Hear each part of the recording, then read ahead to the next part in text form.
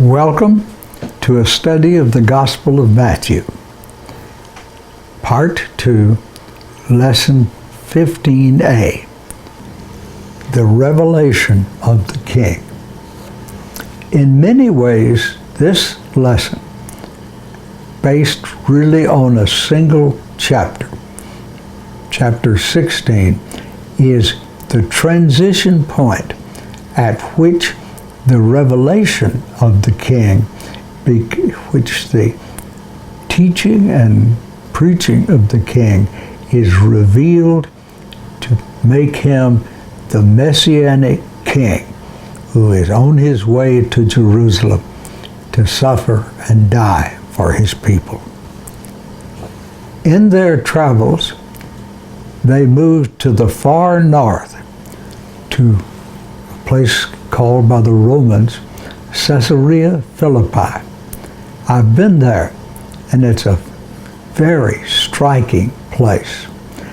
There is a rock wall that is very high, and right out of the lower part of that gush several million gallons of water a day in a, looks like a big culvert, maybe 10, 12, 15 feet across.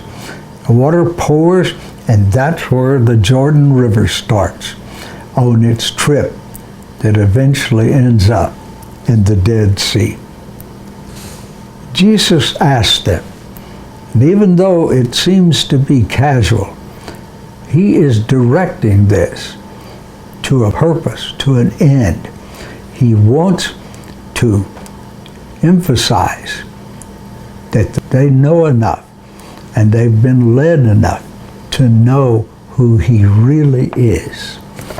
And it is who he really is both to them and to us. They reply. Some say John the Baptist. Some say Elijah. Some Jeremiah or one of the ancient prophets. Then comes the crucial question. Who do you, my ambassadors, say I am? His actions and teachings have not been in vain. They still don't understand completely, but they get the crux of the matter. Peter, as the spokesman for the disciples, answers, "You are the Christ, the Son of the living God." You effectively are the Messiah, the Son of God.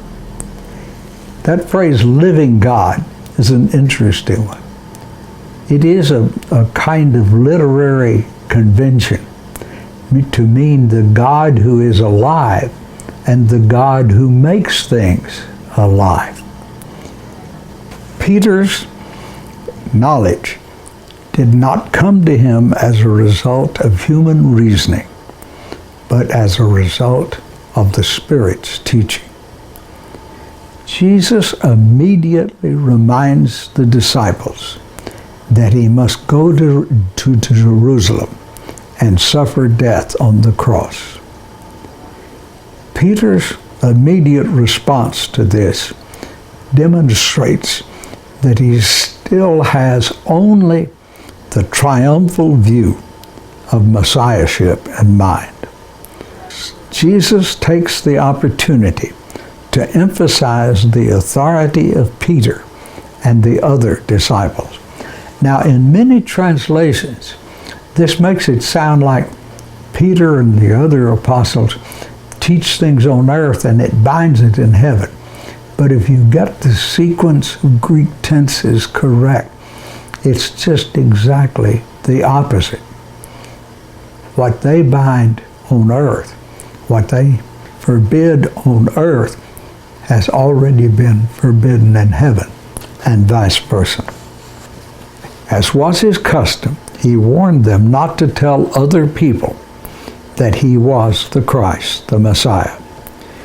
The best explanation for this was to avoid the zealot-like elements in their Jewish society of the time to try to start a rebellion against Rome, which they did later with very tragic results. Then he talks about the value of the real self. It is an ancient mistake to think of a person as having a soul. A person is a soul. The idea of soul or psyche is your real self, who you really are, stripped of all peripheral matters of age, sex, and so on. We all are, and we all have real selves, and that real self is the most important thing about us in this life.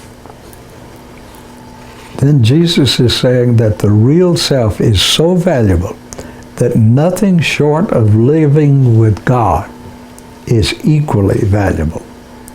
Especially, he is saying that a person's real self is more important than any amount of money. One's real self is valuable because Jesus is coming again to reward everyone according to how he has lived in this life. A lot of Christians are very anxious about having to be judged according to the deeds done in this body. But they should not be, because those who have placed their trust in Christ have their verdict of not guilty registered in heaven against their name. When will this happen? All kinds of theories about the last time, but it is simple. It will happen during the lifetime of some of those that were present when Jesus spoke this.